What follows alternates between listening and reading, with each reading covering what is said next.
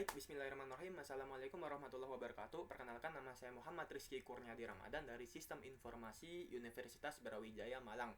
Pada kesempatan kali ini aku akan menjelaskan mengenai pembuatan enterprise arsitektur dalam studi case yang telah dibuat oleh Bapak Romi Satrio Wahono sebelumnya, yang melibatkan perusahaan PT Brandmatic yang dimilikinya menggunakan tool TOGAF 9.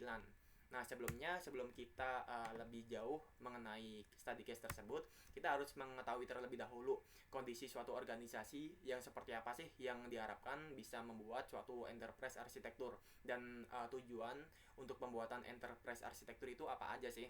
Nah, sebelumnya saya ingin menjelaskan beberapa kondisi suatu organisasi pada umumnya. Seperti organisasi kan biasanya memiliki ribuan pegawai, banyak lah intinya kayak gitu. Dari banyaknya pegawai itu kan biasanya proses bisnisnya kompleks banget. Nah, dari proses bisnis itu kan biasanya melibatkan suatu alat, aset, benda, dan lain-lain kan. Nah, infrastruktur dan aset itu biasanya tidak terkendali terkait pemanfaatannya, pengelolaannya, perbaikannya, dan lain-lain. Nah, di kasus lain, ketika ada staff dan pimpinan baru yang masuk, itu biasanya butuh waktu untuk seperti penyesuaian ulang supaya perusahaan itu bisa berjalan dengan normal. Nah, ini ada beberapa permasalahan yang dialami organisasi pada umumnya, yang mana dari permasalahan ini menuntut suatu organisasi itu memerlukan suatu cetak biru arsitektur, seperti struktur organisasi, tujuan organisasi, bisnis proses, struktur data, software system, infrastruktur, TI, kebijakan, dan lain sebagainya. Dan dari sebagian itu bisa dikelompokkan menjadi 4 kelompok, yaitu bisnis arsitektur, data arsitektur, application arsitektur, dan juga teknologi arsitektur. Dari 4 kelompok atau domain ini, itulah yang disebut dengan enterprise arsitektur. Nah, kita masuk ke case study yang melibatkan PT Brandmatic Cipta Informatika, yaitu suatu perusahaan IT training dan juga development application.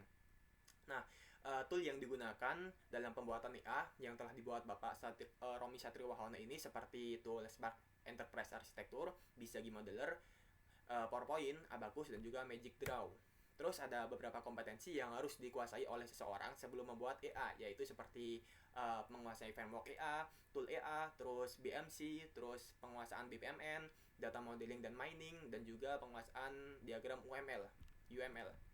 Nah, ini suatu mind map yang secara keseluruhan yang telah aku buat, yang merangkum pembuatan enterprise arsitektur yang melibatkan PT Brandmatic Cipta Informatika menggunakan TOGAF. Jadi TOGAF kan sebenarnya ada banyak fase-fasenya, tetapi di sini PT Brandmatic Bapak Romi Satrio Wahono itu cuma melibatkan 5 fase dari preliminary hingga teknologi arsitektur yang dibutuhkan.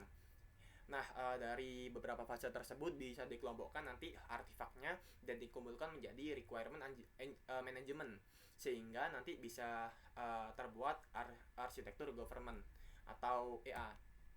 Nah, ini secara jelasnya terkait bagian-bagian apa saja. Terus di situ juga dikasih keterangan seperti warna hijau itu pendefinisiannya dalam bentuk teks. Kalau warna biru pendefinisiannya itu dalam bentuk diagram. Kalau merah pendefinisiannya itu dalam bentuk matrix. Kalau kuning pendefinisiannya dalam bentuk katalog. Contohnya nih, kalau bagian preliminary itu didefinisikan secara teks doang, tetapi kalau arsitektur vision itu pendefinisiannya bisa dalam bentuk teks, terus diagram, dan juga matrix, dan lain sebagainya. Oke, aku langsung masuk satu persatu secara singkat ya, karena ini cuma 10 menit doang kira-kira.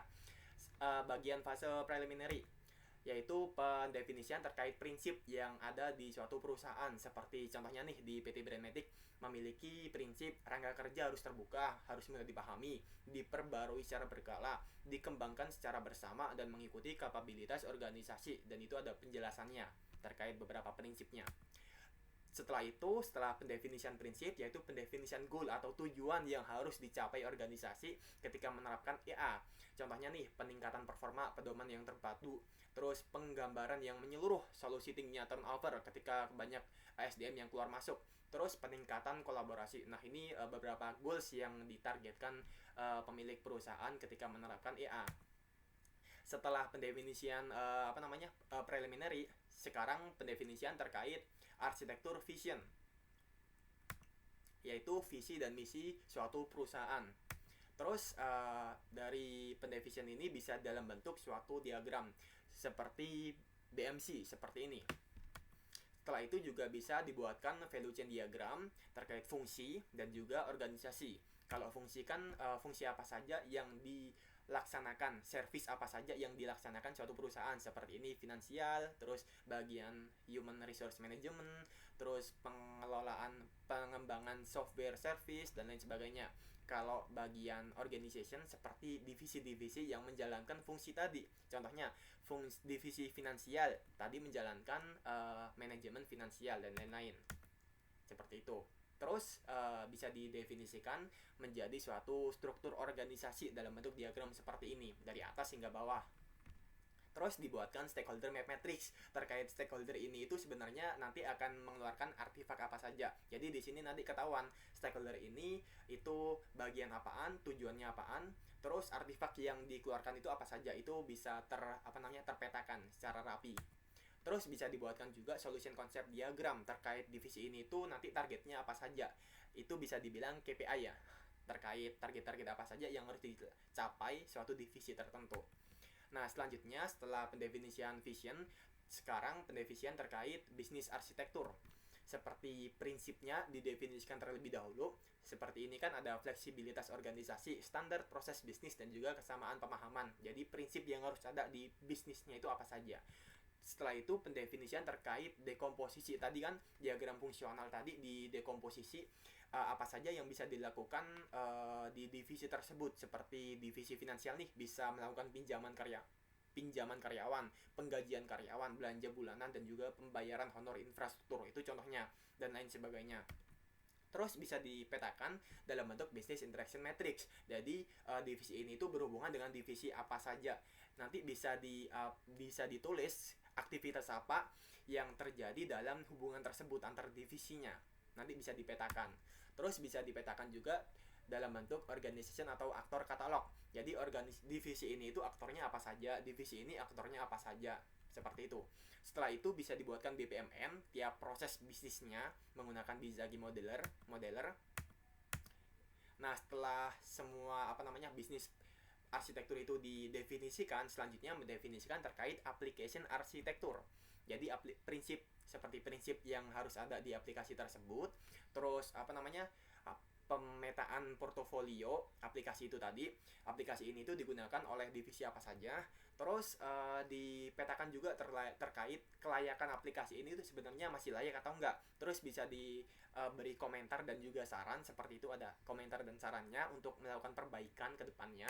Terus memetakan gap terkait aplikasi yang ada sekarang dan aplikasi kedepannya idealnya itu seperti apa. Jadi dari gap itu nanti yang bisa diperbaiki. Terus pembuatan use case diagram, ini package-nya. Dari setiap package nanti dibuatkan use case seperti ini, setiap aktornya. Terus pembuatan data arsitektur. Tadi kan aplikasi arsitektur, di dalam aplikasi itu kan ada data keluar masuk, data yang keluar masuk. Itu harus didefinisikan juga terkait prinsip data yang keluar masuk itu apa saja. Terus dipetakan dalam bentuk matriks. Data ini itu divisi ini itu, aktor ini itu mengeluarkan data apa saja. Atau kalau ini itu otoritas. Aktor ini itu mempunyai otoritas apa saja untuk mengubah data ini. Seperti membaca doang, atau bisa memodifikasi, menghapus, dan lain-lain. Terus juga dibuatkan matriks seperti fungsi ya. Dari segi fungsinya, aktor ini itu mengelola data ini tujuannya untuk apa saja, seperti itu. Terus bisa dibuatkan logical data diagram seperti ini. Nah, setelah itu mendefinisikan terkait teknologi arsitektur. Jadi seperti prinsip yang tadi sama, prinsip itu harus didefinisikan secara tekstual ya, dari setiap fasenya. Terus bisa diurutkan katalog apa saja, teknologi apa saja yang dibutuhkan untuk mendukung data dan juga aplikasi tadi yang digunakan. Terus bisa dipetakan secara matriks seperti ini. Divisi ini itu membutuhkan teknologi apa saja untuk mendukung aplikasi dan data tadi. Terus environment dan location diagram terkait teknologi apa, terus digunakan di bagian mana, itu bisa digambarkan secara visual seperti ini. Terus setelah itu menyimpulkan opportunities dan juga solusi apa saja yang akan dilaksanakan supaya gap-gap tadi itu bisa diselesaikan, seperti itu. Ini bisa diurutkan secara katalog. Nah, sudah mungkin cukup itu aja karena waktunya cuma 10 menit. Jadi aku terangkan secara singkat banget, tidak bisa menjelaskan secara mendetail. Ini adalah beberapa referensi yang digunakan Bapak Romi Satrio Wahono dalam pembuatan Enterprise Arsitektur. Terima kasih. Assalamualaikum warahmatullahi wabarakatuh.